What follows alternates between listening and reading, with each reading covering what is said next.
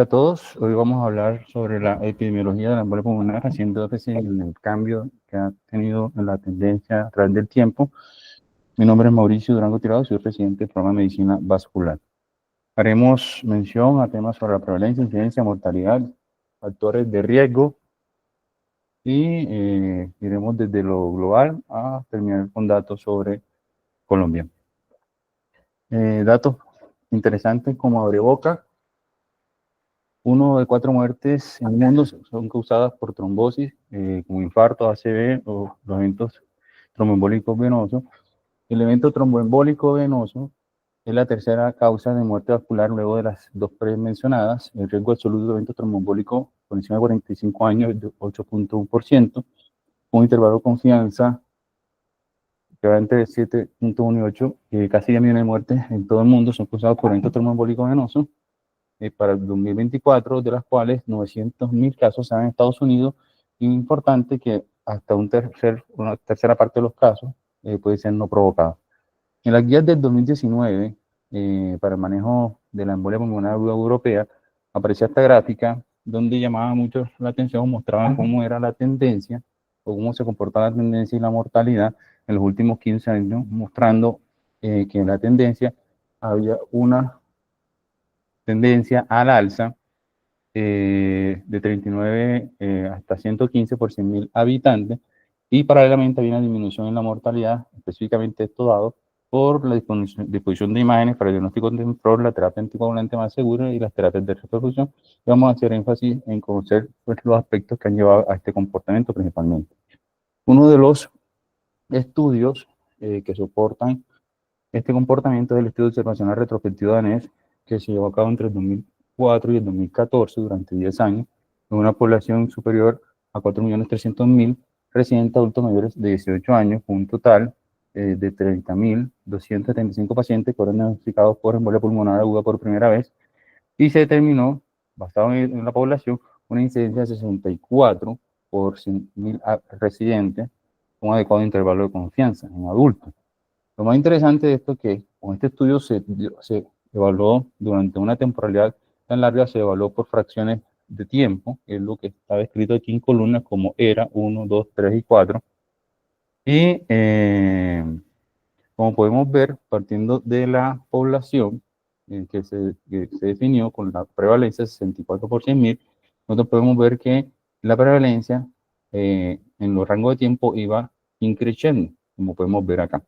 Y de igual manera, cuando se evaluó la mortalidad en los mismos periodos de tiempo progresivos durante esos 10 años, tanto la mortalidad a corto plazo como la mortalidad a largo plazo, podemos ver que iba en reducción del 17 hasta un 11%, y a 30 días y a 90 días de un 23 hasta un 18%, una estadísticamente significativa.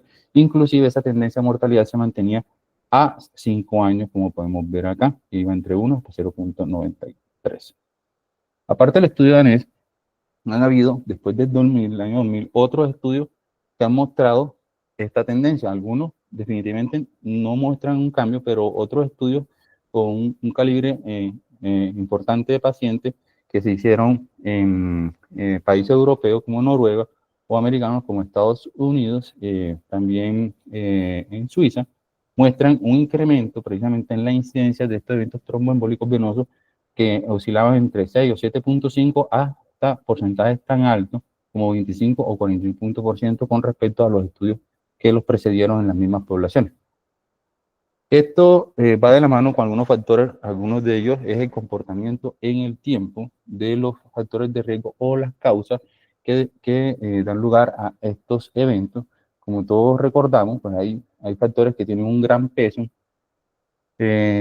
con un R por encima de 10, que incluyen la fractura de los miembros, las hospitalizaciones por falla cardíaca, por relación en los últimos 3 meses, el reemplazo de cadera o de rodilla, el trauma mayor, el infarto de miocardio, el evento tromboembólico previo o las lesiones traumáticas espinales.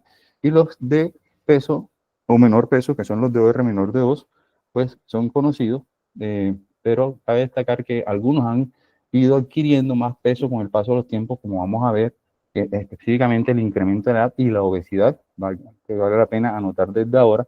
Y todos los que no están en estos dos grupos son los de riesgo moderado, que son los que tienen un R entre 2 y 2.9, hacen referencia a una serie de otros tipos de cirugía, aparte de la laparoscópica de la vesícula, y las que mencionamos como alto riesgo, y una serie de condiciones sistémicas, hay también el uso de ciertos tratamientos o uso de dispositivos. Otra forma como se clasifican estos factores de riesgo, pues como se clasifican como persistentes o transitorios mayores o menores, y esto para definir el riesgo de recurrencia, que está dado precisamente por la presencia de algunos persistentes o no provocados. Habiendo una diferencia significativa en cuanto al riesgo de recurrencia, cuando hay factores de riesgo persistente con un RR por encima de 2 y ya específicamente mucho mayores con cada uno de estos factores de riesgo, como se define en la tabla.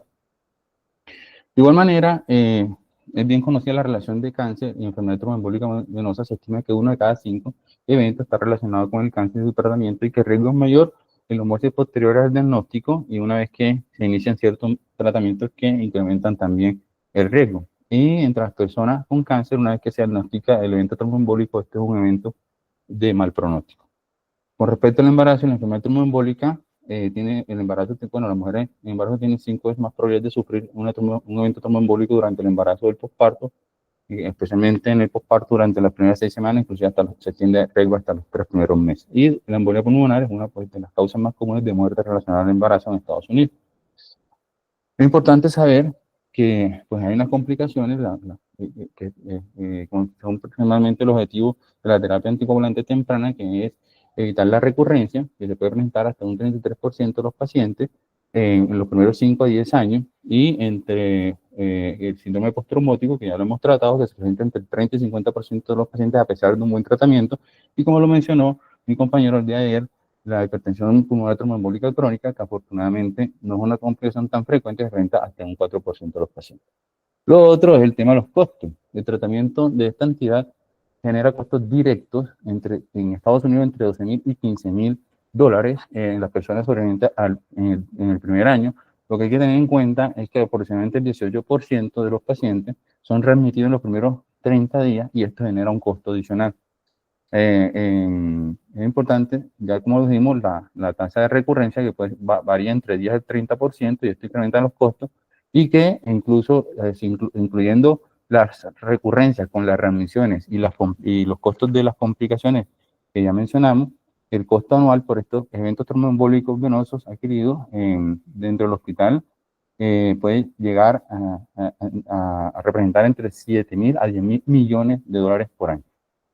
Y en cuanto a la mortalidad, es importante decir que entre 60,000 y 100,000 estadounidenses mueren de eventos tromboembólicos venosos cada año, siendo la enfermedad tromboembólica la primera causa de muerte prevenible en pacientes hospitalizados. Hasta un 70% de los casos se dice que puede ser prevenible. En un 25% la presentación es la muerte súbita, y la incidencia aumenta marcadamente con la edad. Específicamente se define que hay 1 de cada 10 personas por año en personas jóvenes por debajo de 25, y 1 de cada 100 en ancianos por encima de 75. Con respecto a la mortalidad, existe esta publicación de un reporte global presentado por la Organización Mundial de la Salud, que es el registro procedente de 123 ciudades, con una población total de más de 2.600 millones de individuos. La mayor representación era europeo, seguidos por americanos, pero también había representación del Medio Oriente, Pacífico Occidental y Sudeste Asiático, y se discriminaba por altos, medianos y bajos ingresos, pero realmente esto eran las poblaciones de pacientes de las cuales se obtenía más información en el registro. Hubo un total de más de 18.726.000 muertes, de las cuales 86.930 eran atribuibles a embolia pulmonar, lo que representaba para todos esos países el 0.46%, y esto aumentó con la de la mayoría de los países. La tasa de mortalidad estandarizada por edad varió de 0 hasta 24 por 100.000 años de población. Y esto ya al mapa, aquí nos pone, porque esto fue discriminado, la mortalidad relacionada a embolia pulmonar estandarizada por la edad, tanto en hombres como mujeres, y podemos ver que las mujeres van de 1 a 2 por 100.000, y los hombres un poquito mayor, como podemos ver. Y cuando esto se lleva y se compara, por ejemplo, aquí estamos nosotros, para el 2017 fue el último registro que se hizo. Curiosamente me llamó la atención la población que se registraron en ese momento, porque todos sabemos que para ese momento teníamos una mayor población, pero ese es el dato que está registrado. Nosotros vemos que se registraban un poco más de 100.000 muertes, de las cuales 652 eran responsables de la embolia pulmonar, lo que representaba un porcentaje de 0.6, ¿ya? Pero pues esto variaba pues, con los años, siendo 0.6 para encima, por pacientes por encima de 50 años y mucho menor por debajo de esta edad. Y esto de este punto hacia la izquierda son los hombres y de aquí hacia la derecha son las mujeres. Y como podemos ver, la tasa de mortalidad en las mujeres era menor en comparación a la tasa de muerte reportada donde el TEP era el responsable, y esto era más o menos equiparable a lo que pasaba en países como México e inclusive en los países de Europa. Pero entonces, ¿cuáles son los contribuyentes potenciales que explican este incremento o esta tasa sostenida de la incidencia y prevalencia de la enfermedad tromboembólica venosa o este comportamiento en los últimos años? Entonces, han implicado tres componentes, tres factores. Uno, la implementación de la angioTAC a finales de los 90, algunas campañas de concientización, como el llamado a la acción creado por el grupo de cirujanos generales americanos, y la creación del Día Mundial de la Trombosis. Y por último, un aumento concomitante de los factores de riesgo principales de la enfermedad tromboembólica venosa en el mismo periodo, de los cuales destacan 4, que es importante que tengamos en cuenta: la edad, la cirugía, el cáncer y la obesidad. Entonces, con respecto al primer componente, que fue la implementación del angioTAC, aparece estudio en el 2011 que muestra precisamente la tendencia en el tiempo de la embolia pulmonar en Estados Unidos después de que apareció la angioTAC. Entonces, esto es un estudio observacional retrospectivo con una intención de análisis de tendencias temporales. Se tomó la base de datos de el NIC, que realmente era la muestra nacional de pacientes hospitalizados y de causas múltiples de muerte. Se hizo el análisis de la incidencia ajustada por edad, también mortalidad de complicaciones, generalmente relacionadas con sangrado de la embolia pulmonar en adultos, antes del 98 y después de esta fecha, que fue en el momento en que se introdujo el angioTAC como herramienta diagnóstica. Entonces, se evaluaron la incidencia aparente, ¿sí? el incremento real de las enfermedades, definida por la fórmula de embolia pulmonar diagnosticada sobre la población estadounidense, la mortalidad definida bajo la fórmula de embolia fatal bajo la población estadounidense, y casos de fatalidad definidos como embolia fatal sobre los diagnósticos, los casos de diagnóstico de todos los diagnósticos de embolia pulmonar. Y eso estas tres variables se evaluaron en tres escenarios. Una, donde se evaluaban simplemente teniendo en consideración que había los pacientes que había un incremento de los factores de riesgo, lo cual iba a dar como resultado, pues si se aumentan los factores de riesgo, las causas, se van a incrementar los casos de embolia pulmonar, como vemos acá, y es muy probable que si se aumentan los casos, se aumenta la mortalidad, pero no se aumenta la severidad de los casos.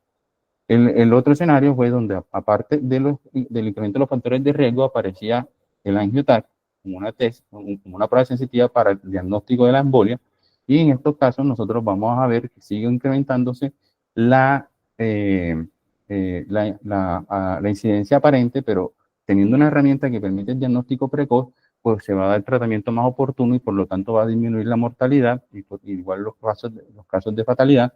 Y si en la medida en que se mejoraba la tecnología de estas pruebas diagnósticas, incluso eran mucho más sensibles para detectar embolias pulmonares mucho, más distales que incluso no tenían una significancia clínica, pero sin embargo recibían tratamiento, íbamos a observar que había un sobrediagnóstico y se iba a incrementar igual la incidencia, ¿ya?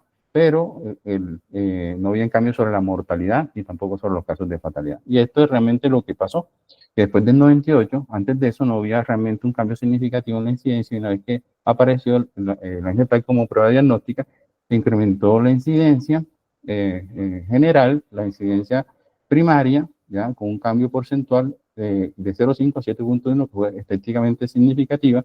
Esto más o menos equivalía a un incremento del 80%, que va entre 60 y 120, y un incremento porcentual para el diagnóstico primario de embolia pulmonar de 3,3 a 7,2, que va desde 38 a un poco o casi 60, que representa un incremento del 72%, sin cambio, incluso un descenso en la mortalidad. Entonces, pues esto fue lo que sucedió cuando se analizaba para la mortalidad general. Bueno, los casos de los diagnósticos de embolia, en términos generales, lo que veíamos con el paso del tiempo, específicamente después de este punto de corte, es el aumento exponencial de los casos diagnosticados independiente del sitio o del servicio donde se diagnosticaban los casos. Igual había un aumento progresivo después de la implementación de la guía diagnóstica, y lo que vemos es un descenso en los casos de fatalidad, un cambio porcentual estadísticamente significativo, y eso también aplicaba para el diagnóstico primario, como lo explicamos anteriormente. Entonces, una vez que se tenía esta herramienta diagnóstica y se hacía el diagnóstico de más casos y de manera más oportuna y una intervención terapéutica más frecuente con los tratamientos disponibles, pues era esperarse que también hubiese un incremento progresivo de las tasas de complicaciones. En general, un incremento que iba de un cambio porcentual de 2.1 a 7%, estadísticamente significativa, y esto expresado principalmente en tasas de hemorragia gastrointestinal, trombocitopenia secundaria del uso anticoagulante y hemorragia intracraneal. Aparte de la implementación del angioTAC, otros factores contribuyentes, se dice que fueron dos campañas de concientización. Uno que se llama el llamado a la acción por el grupo cirujano, y otro el Día Mundial de la Trombosis. Esto ocurrió porque siempre existió una diferencia muy grande entre las campañas para reconocer la enfermedad tromboembólica como una enfermedad con complicaciones graves, inclusive potencialmente mortal, cuando se comparan con las otras enfermedades cardiovasculares que mencionamos, como y la enfermedad cerebrovascular, y precisamente dentro del ámbito intrahospitalario. Y este llamado de la acción se planteó años atrás, y el objetivo es tratar de reducir la tasa de eventos tromboembólicos adquiridos en el hospital en un 20% para el año 2030. La otra campaña de concientización se inició en el año 2014, se llama el Día Mundial de la Trombosis, que está, para que todos lo recordemos, es el 13 de octubre, y que a medida que ha avanzado en los años, pues ha ido adquiriendo más participantes o socios procedentes de muchos más países, con la idea precisamente de concientizar a las personas acerca de los síntomas, los factores de riesgo y los tratamientos oportunos que se le debe dar a esta entidad, y fue una iniciativa de la Sociedad Internacional de Trombosis y Hemostasa. Por último, lo que sabe que ha influido es el aumento concomitante de estos factores de riesgo que ya mencionamos, son 4: edad, cirugía, cáncer y obesidad. Y aparece este estudio en el 2017 que trata de dar respuesta precisamente de a tratar de aclarar cuáles son las razones de la incidencia persistente de tromboembolismo venoso. Y en este estudio de corte, basado en una población de Allstate en Minnesota, que se realizó entre los años 1981 y 2010, es decir, 30 años duró el estudio, con un N de pacientes de más de 3.200 residentes que desarrollaron eventos tromboembólicos como primera vez, una edad promedio de 64 años, y cuyo objetivo primario era evaluar la incidencia de eventos tromboembólicos ajustada a la edad y sexo y la prevalencia de los factores de riesgo. Entonces, como podemos ver, eh, eh, eh, la incidencia se mantuvo relativamente estable, con unos picos que posiblemente coincidieron con la implementación del angioTAC, pero posteriormente una estabilidad del mismo durante los 30 años de observación.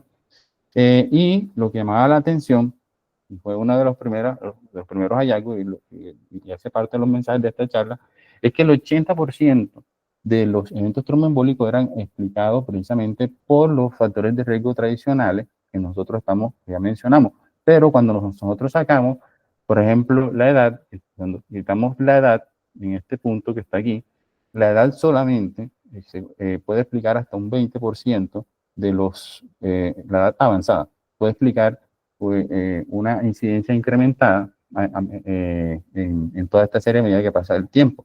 Incluso en esta línea de tiempo o en esta gráfica podemos ver que solo la edad se considera a la medida que la edad avanzada uno de los principales factores.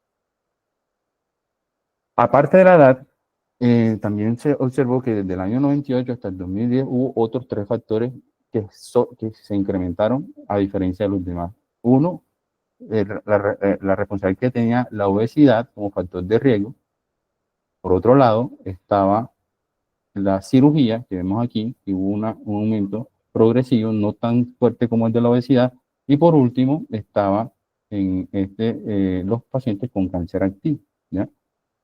Y en esta gráfica hay un dato supremamente importante, y es que cuando se analizaban, por ejemplo, la incidencia por 100.000 habitantes ajustada a la edad en los pacientes con causas secundarias e idiopáticas, y en estos casos, en los casos secundarios se sacaba para los pacientes con obesidad, llamaba la atención que se aumentaba la tasa de incidencia de los eventos de embolias pulmonares en el grupo de los idiopáticos. Y eso dio lugar a pensar que un porcentaje significativo de los pacientes con eventos tromboembólicos idiopáticos, que va entre un 20 y un 30%, que en algún momento de la vida puede estar involucrado la obesidad junto a otros factores de riesgo, y que cuando se analizaban el comportamiento de estos mismos eventos, podemos ver que cuando se incluía la obesidad dentro del grupo de eventos secundarios no había un cambio significativo en la incidencia, y todo lo contrario, pues bajaba en la parte de idiopáticos.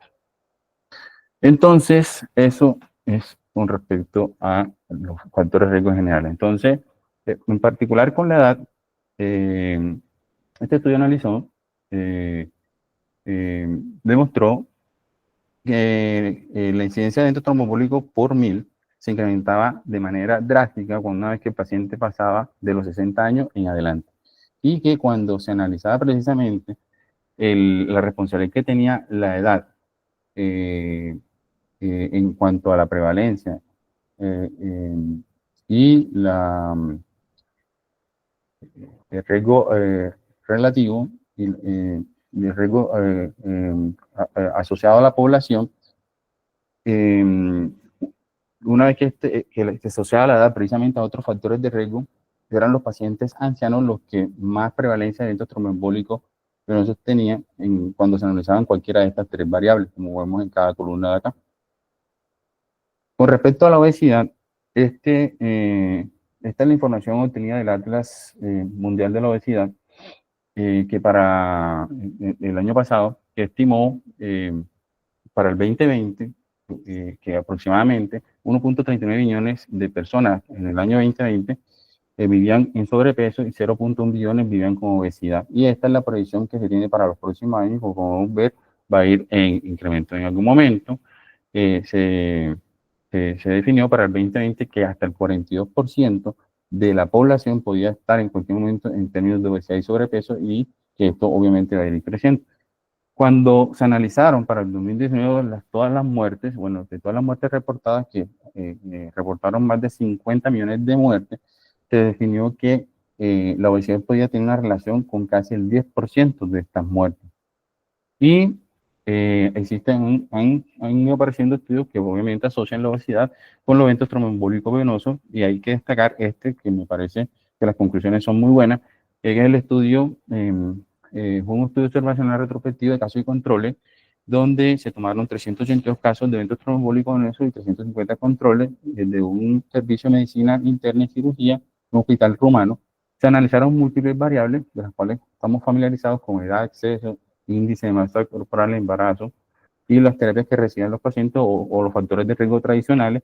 De estos 382 se diagnosticó la embolia pulmonar del 11.78, específicamente embolia pulmonar, lo que equivale a casi 50 casos, y el riesgo de eventos tromboembólicos se expresó como el odds ratio con un intervalo de confianza del 95%. Entonces, como podemos ver, efectivamente, este es el número total de eventos tromboembólicos, que más o menos fueron casi 160 pacientes, de los cuales ya dijimos que el 11.8, o sea, 50, correspondían a embolia pulmonar. Fue mucho mayor en los pacientes obesos y específicamente en los hombres. Y lo que sí llamaba la atención es que se definió un R para hombres de 5.6 y de 3.9 para las mujeres, y que esta era aún mayor cuando se asociaba a una edad por encima de 50 años.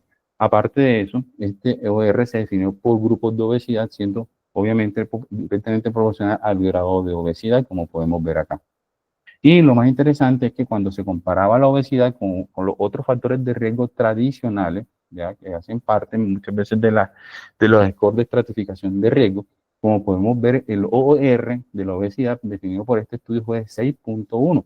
Y esto dista mucho de lo que aparece en las guías que mostramos inicialmente en las tablas, donde la obesidad aparece como un factor de riesgo de bajo peso. Si con un OR como este, probablemente la obesidad va a pasar a un factor de riesgo intermedio, y esto es lo que debemos considerar muchas veces cuando hagamos de aquí en adelante próximas estratificaciones, especialmente si se asocia a edad u otros factores de riesgo concomitantes en el paciente.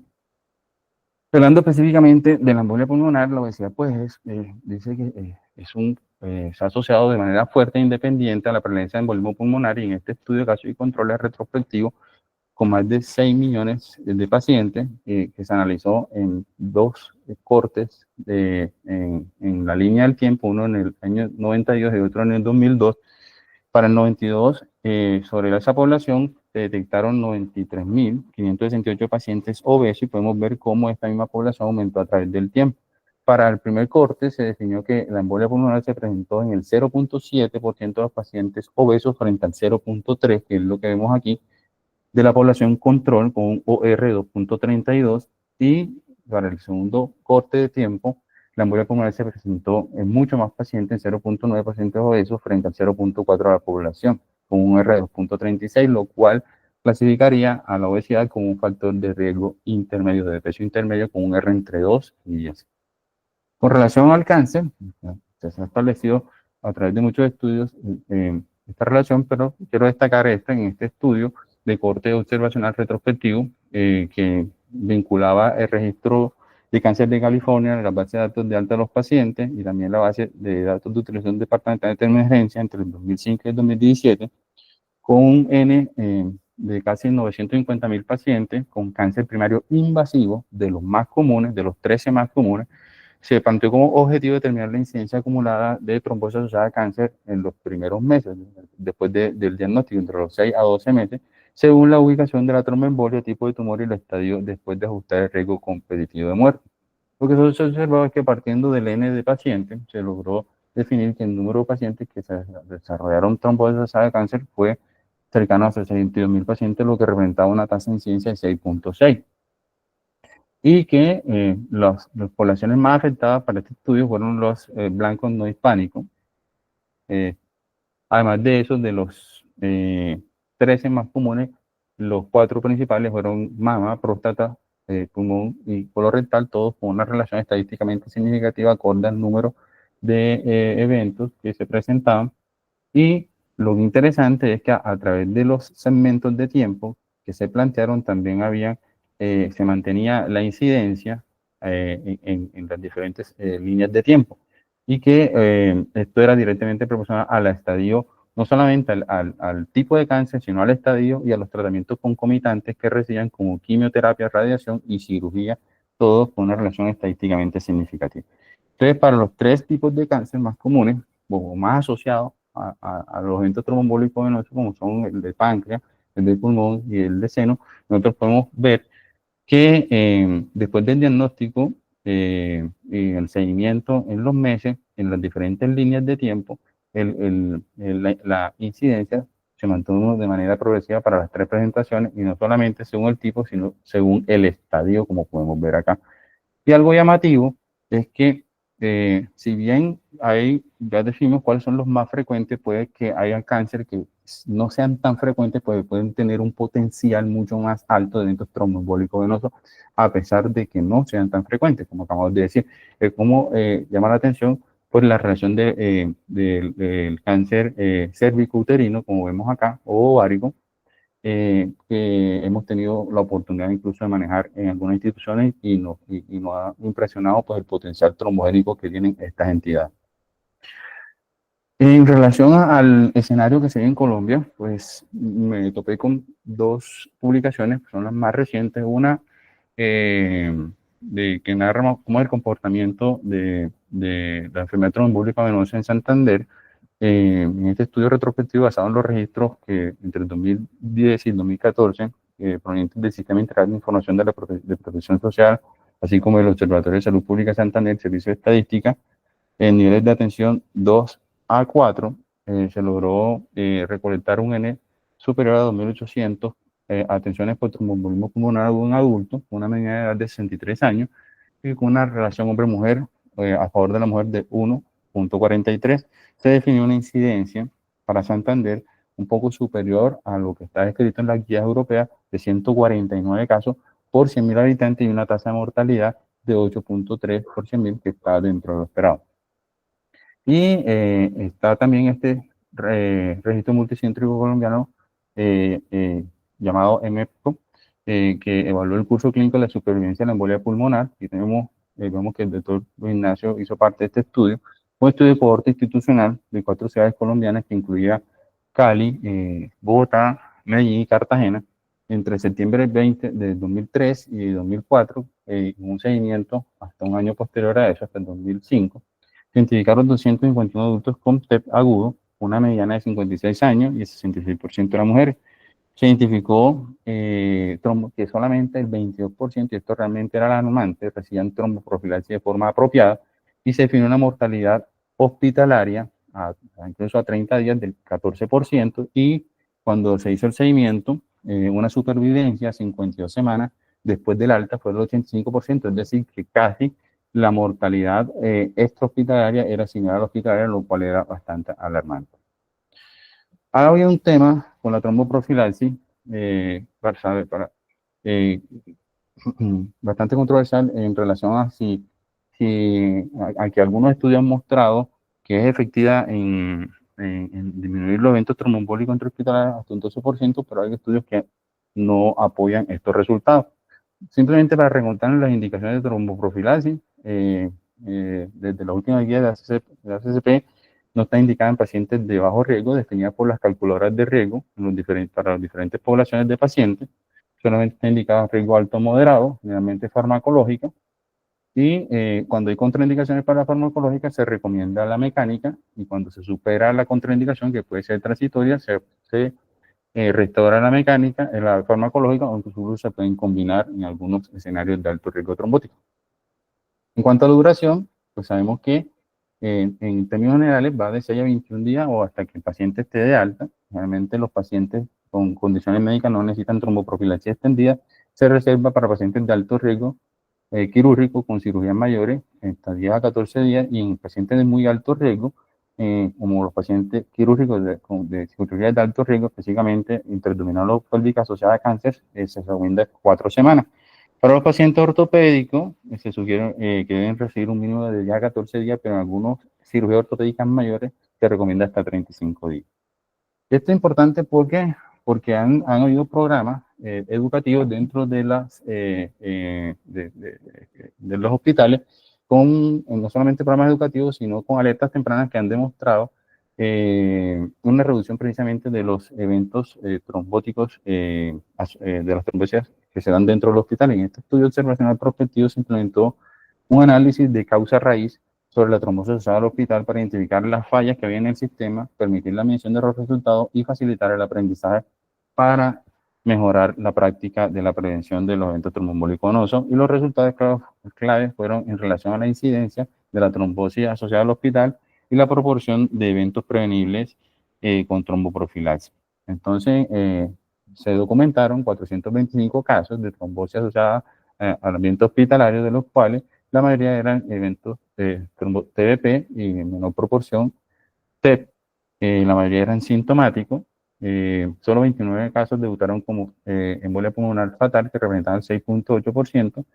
Y a 90 días, la mortalidad después del diagnóstico solamente era del 20%, que me pareció bastante alta para esta población de pacientes. El servicio de donde más provenía era la hospitalización médica, sí, de la quirúrgica y la ortopédica, y el tiempo medio para el diagnóstico era más o menos 16.5 días, iba entre 7 y 31 días.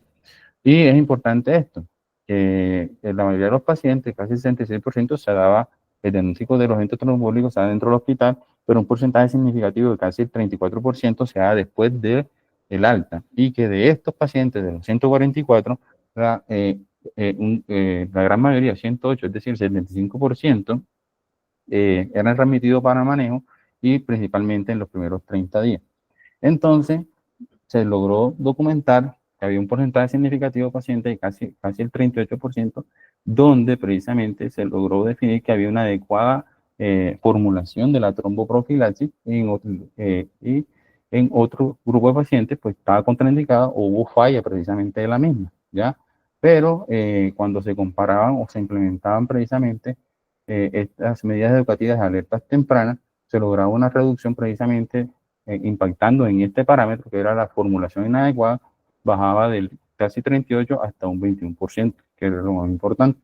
Y esto, pues, se logró después de un año de concientización o de educación y de alertas tempranas, y que cuando se logró demostrar de que había una reducción significativa en la incidencia de trombosis asociada a la estancia hospitalaria después de un logro sostenido cercano al 90% precisamente de estas formulaciones apropiadas cuando se evaluaba el riesgo, con un cociente de 0,88 y una P tendiente a ser significativo.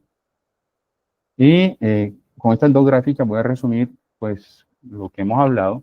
Primero decir que la enfermedad tromboembólica venosa es una enfermedad frecuente que se da entre se puede presentar entre 1 de cada 12 a lo largo de la vida, que la incidencia de los eventos tromboembólicos no se ha reducido, inclusive se ha incrementado discretamente a lo largo del tiempo, que hay unos factores de riesgo emergentes que tenemos que tener en cuenta y que pueden explicar esto, y es precisamente la mayor prevalencia de la obesidad, cáncer y edad avanzada, así como los procedimientos quirúrgicos, y que está asociada a complicaciones que ya conocemos, y que definitivamente la obesidad es el factor de riesgo, porque con más fuerza está asociado al incremento pues, de la prevalencia de esta entidad, en algunos casos responsable hasta de un 10 al 30% de todos los eventos, y especialmente ese grupo que parece idiopático.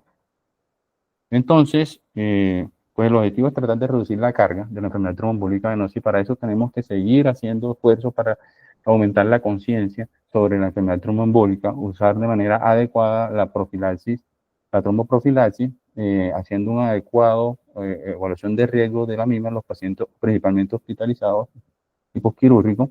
Y aparte de eso, aparte de mostrar de que se están implementando las medidas de profilaxis, pues tenemos que evaluar el impacto, o sea, medir si realmente están bajando las tasas de los eventos tromboembólicos venosos. Muchas gracias. Hola Mauricio, ¿me escuchas? Sí, señor. Bueno, te digo que supremamente interesante la conferencia, me gustó mucho. Y las conclusiones que yo saco es que quedo preocupado por el tema de la obesidad, porque es que eh, cuando nosotros vemos un paciente con una enfermedad tromboembólica venosa, llámese trombosis venosa profunda o embolia pulmonar, muchas veces decimos, esto es un evento no provocado. Mentira, es que un evento supremamente tiene el factor provocador ahí evidente, y es el tema del sobrepeso o de la obesidad, ¿cierto? Entonces no le damos como la importancia o el valor que se merece ese factor de riesgo, y entonces simplemente tomamos, o sea, nos centramos en el manejo de la anticoagulación, pero nosotros como vasculares tenemos que decirle al paciente, o sea, tenemos que empezar a decirle al paciente, esto que a usted le pasó tiene que ver con el peso que usted tiene. Y es tan importante la terapia anticoagulante para que no se extienda esta embolia pulmonar y no vaya a perder la vida, así como también la disminución de peso. Usted tiene que bajar los kilos que sean necesarios para que esto no le vuelva a repetir, y no solamente decirle, sino que tomar las medidas. Entonces, vamos a ver si estos pacientes nosotros tenemos que empezar a mandarlos a nutricionistas, tenemos que empezar a mandarlos a planes de ejercicio, a endocrinólogos, al que haya que mandarlo, porque tenemos nosotros como vasculares. O sea, esto no es una enfermedad que especialidad de la obesidad, no, también afecta al quehacer de nosotros y mucho, porque mira el peso que tú dijiste, o sea, tiene un OR de 6. Sí, señor. Yo creo que ni el cáncer alcanza a tener un OR tan alto como el de la obesidad en este caso. Y a veces uno encuentra, aquí lo hemos tenido con Rafa, pacientes, por ejemplo, con lupus, con síndrome antifosfolípido, anticoagulados y que hacen trombosis sobre trombosis, y va uno a ver y tienen índices de masa corporales de 35, de 40, y a esos pacientes no les sirve nada, ¿cierto? Eso hay que tener, hemos tenido casos de pacientes que que tenemos con INR3.5 que se siguen trombosando en el contexto de una enfermedad tan grave como un síndrome tifocolitis, y nadie se ha ocupado del tema de la obesidad, que probablemente es el disparador de nuevas trombosis. A mí me deja como preocupado el tema de la obesidad, pero también me hace caer en la cuenta de que tenemos que ponerle más atención a este factor de riesgo que probablemente tiene mucho que ver con muchas trombosis que estamos catalogando como no provocadas o que estamos considerando la obesidad un factor de riesgo menor. La obesidad probablemente explique el 100% de los casos del paciente. Por otro lado, los otros tres factores de riesgo, pues la edad, no podemos hacer nada contra ella, ¿cierto? Ese factor de riesgo, pues uno, un paciente por tener edad avanzada no le va a poner profilaxis antitrombótica, a menos de que tenga otros factores de riesgo como cirugía, etcétera, hospitalización. Pero lo mismo el del cáncer, en el cáncer han trabajado mucho, ya hay escalas como la de Corana para tratar de discriminar a qué paciente que no ha tenido una trombosis tiene alta probabilidad de desarrollarla y de recibir profilaxis antitrombótica. Lo mismo que tú mencionaste, el paciente postoperatorio de cáncer, ponerle profilaxis extendida. Eh, pero lo que sí me parece a mí que debería ser casi que anecdótico son las trombosis postquirúrgicas, ¿cierto? O sea, ya le hemos pedaleado mucho a esto, ya hemos hablado mucho con los cirujanos de que los pacientes en postoperatorios de cirugía mayor no se nos puede olvidar en los hospitales la antitrombótica y en los pacientes que requieren, pacientes de ortopedia, que requieran profilaxis extendida, no se puede olvidar. De hecho, cuando eso debería ser anecdótico, cuando un paciente acá en esta clínica el ortopedista se le olvida poner la profilaxis extendida y llega nuevamente, llega después con un evento trombótico, lo que yo hago es llamar al colega y decirle, ve, mire lo que pasó aquí, pues en buenos términos, ojalá esto no se vuelva a presentar, porque es que esto es una complicación, pues esto casi que se cataloga como mala práctica médica, y eso puede terminar incluso, aparte de que el paciente pierde la vida o se enferma, en temas legales.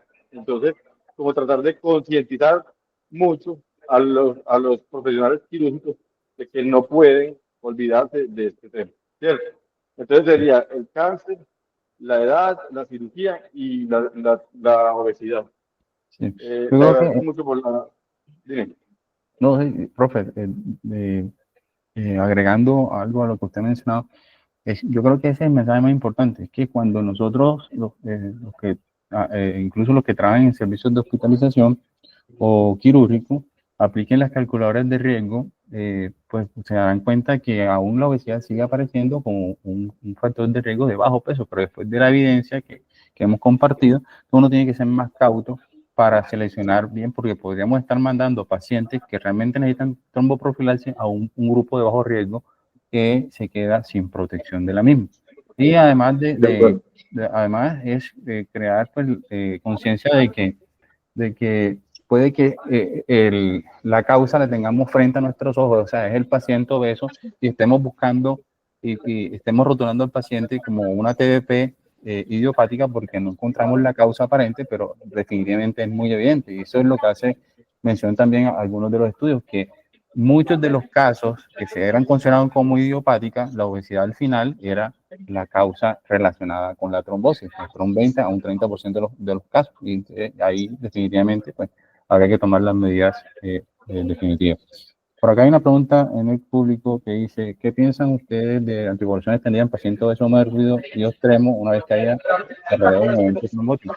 Realmente sobre esto también se ha indagado en los últimos metaanálisis del 2022, en los cuales no se ha podido establecer la obesidad como un factor de riesgo para recurrencia de eventos trombólicos venosos, porque como hemos tratado de explicar, el incremento del OR se da precisamente cuando se asocia la obesidad a otros factores de riesgo, como la edad, como obesa y ser mujer, obesa y anticonceptivo, obesa y síndrome, por ejemplo, de poliquistosis renal. Entonces, pero en el ambiente hospitalario para el desarrollo del primer evento, pero no se ha podido demostrar después del primer evento trombótico que sea un factor independiente para riesgo de recurrencia. Lo cual no Pero justifica. de hecho pero yo creo que eso, Mauricio, por ejemplo, cuando yo tengo un paciente con una trombosis no provocada, y el paciente es obeso, o sea, el factor de riesgo, yo sí lo considero para o sea, si bien no, de pronto no se ha demostrado, mira que tú lo acabas de decir muy claro, o sea, es el factor que probablemente tiene mayor peso estadístico en la presentación de estos trombóticos. Entonces, cuando yo tengo un paciente que es un evento trombótico provocado, pues obviamente no. Pero si es un evento no provocado, no cabe duda que si es un paciente en obesidad, que hasta que no resuelva la obesidad, probablemente no es buena idea quitarle la anticoagulación, siempre y cuando el paciente pues, no haya sangrado y vaya bien con la anticoagulación. Rafa Sí, tiene sí. la mano levantada. Adelante, Rafa. Profe, precisamente iba a hacer hincapié en eso que acaba de decir Mauricio. Lo que pasa es que Mauro sí lo mencionó muy bien, y es que en el contexto que se ha encontrado ese OR es cuando el paciente tiene, además de la obesidad, otros factores asociados. O sea que hasta ahora lo que nos muestra la evidencia es que básicamente se comporta como un cofactor importante. Y ahí venía la pregunta precisamente que sé que es una cosa que se puede debatir y discutir, que era eso. Bueno, y si yo tengo un paciente que me tiene una TBP no provocada, y que el único factor que tiene es obesidad y el paciente ya llega a un peso ideal a los 6 meses, un año de tratamiento, uno podría considerar suspenderle la anticoagulación. Pues si uno se pone a analizar desde el punto de vista de una mujer no provocada, uno le aplica un HER2 y si le baja el factor de, si le baja El pues número. el puntaje de riesgo porque ya el peso no le suma, uno ahí le quedaría más fácil.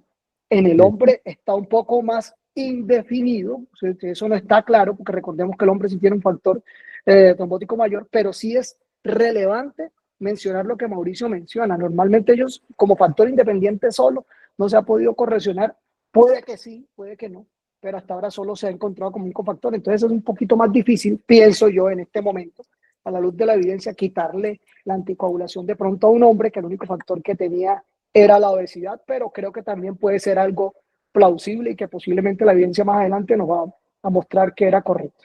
Pero en este momento uno sí, yo por mi parte pensaría en ser muy cauto si el hombre perdió peso después de un tiempo y ese era el único factor que encontré. Profesor Ignacio, adelante.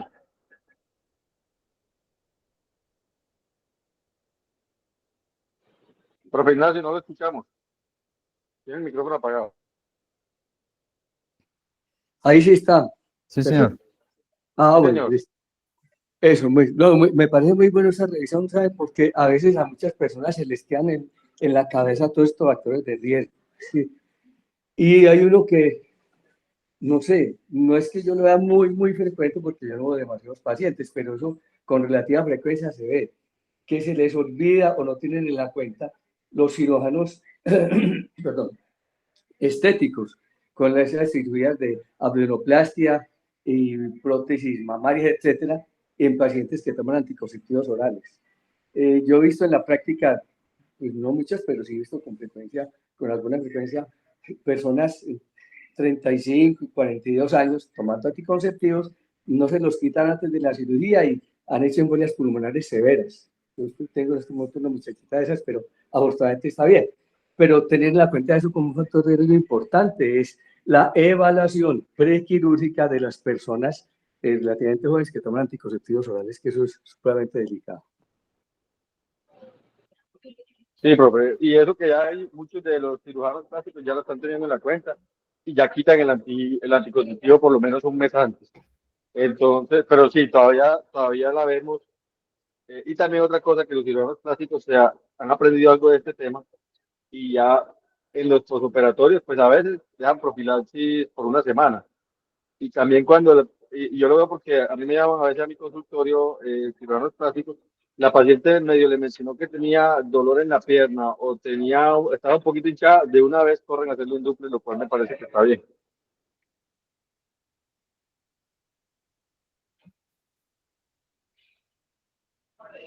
Sí, Rafa, ese tema que tú mencionas me parece que valdría la pena discutir, eso no tiene respuesta para la luz de la evidencia y es el paciente que hace, el paciente hombre Hombre, sí. obeso, que hace un primer evento no provocado, eh, trombótico, lo anticoagulamos, se pone las pilas, baja de peso y ya no tiene factor de riesgo. Entonces, ¿qué hacer? Sí, entonces yo creo que es una decisión individualizada junto con el paciente porque pues, se supone que la causa una posibilidad es que la causa del evento trombótico haya sido desencadenado por la obesidad, pero pues no tenemos como muchas herramientas. Valdría la pena como preguntarle a un experto de qué hacer en ese caso cuando el paciente ya bajó de peso.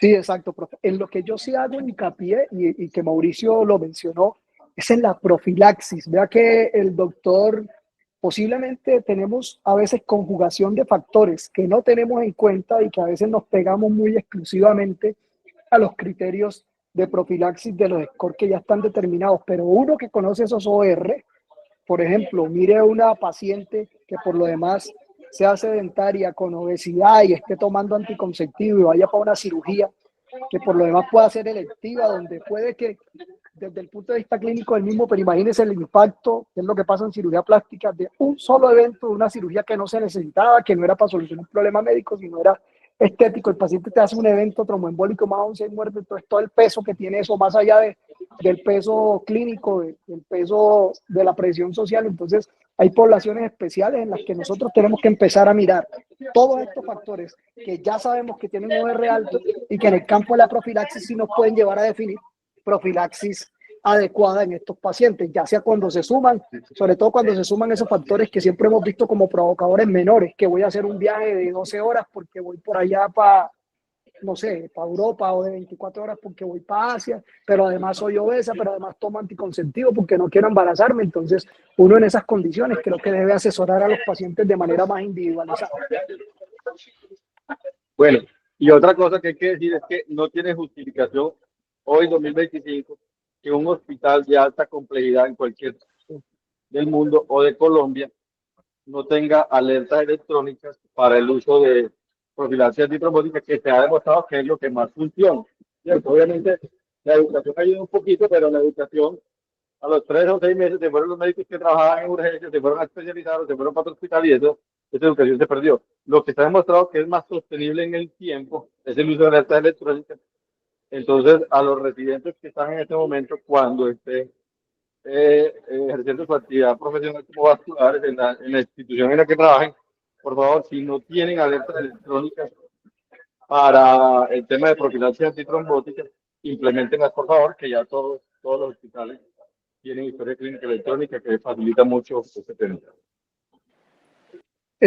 Claro, profe, vea, es que yo también iba a mencionar, yo sé que Mauricio, en honor a leer y a describir todo lo que hay de evidencia, mencionó un punto donde hay algunos estudios que no han mostrado la eficacia de la tromboprofilaxis en la prevención de eventos tromboembólicos, pero él también aclaró, obviamente, que muchos de esos estudios tenían sesgos por las dosis, etcétera, pero yo creo que el mensaje es grande, importante, porque hay gente de pronto no vascular en el panel y que no ve pacientes de esto día a día, es que la tromboprofilaxis es la manera efectiva intrahospitalaria de prevenir los eventos, la principal causa de muerte intrahospitalaria, que es la enfermedad tromboembólica venosa por una embolia pulmonar fatal. Y está muy claro lo que el profe dice. De hecho, él hizo un estudio muy bonito y es el gestor de la alerta hospitalaria que tiene el Hospital Alma Mater actualmente, que funciona muy bien. Hizo un estudio muy bonito que mostró cómo el impacto que tenía la adherencia a estas alertas. Y eso está muy claro, no solamente en nuestro contexto, sino desde la época del estudio ENDORSE, que nos mostró no solamente eso, sino que la tasa de profilaxis en Colombia es similar pues a la mundial. Sin embargo, es la población que más, o sea, mejor dicho, el perfil de paciente al que más se dio profilaxis fue el paciente médico. Y es importante recalcar entonces ese reforzamiento a los especialistas quirúrgicos a que cada vez sean más acuciosos en utilizar la tromboprofilaxis. Y yo complementaré eso que tú estás diciendo, Rafa, diciendo que es que la profilaxis antitrombótica no previene el 100% de los eventos tromboembólicos. Lo que se ha demostrado es que la profilaxis previene entre un 60 y un 70% de los eventos tromboembólicos, pero hay un 30 o 40% que no se van a disminuir a pesar del uso correcto de la profilaxis antitrombótica, y también que no siempre la profilaxis es la misma para todos. Si tenemos pacientes con... el micrófono abierto. Hay un micrófono abierto y no nos está dejando. ¿Sí? Ya lo silencio. Entonces, que la profilaxis antitrombótica no previene el 100% de los eventos trombóticos, y por otro lado, no todas las profilaxis son iguales, porque los pacientes obesos ya sabemos que en algunos casos debemos aumentar la dosis de la profilaxis antitrombótica. José tiene la mano levantada, adelante. No, José Petro, no sé quién es. Doctor José Petro.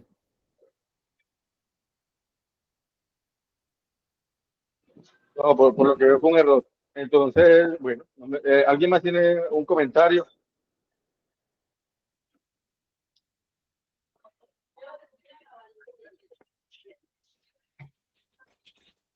No, Bueno, pues, realmente está bien. interesante.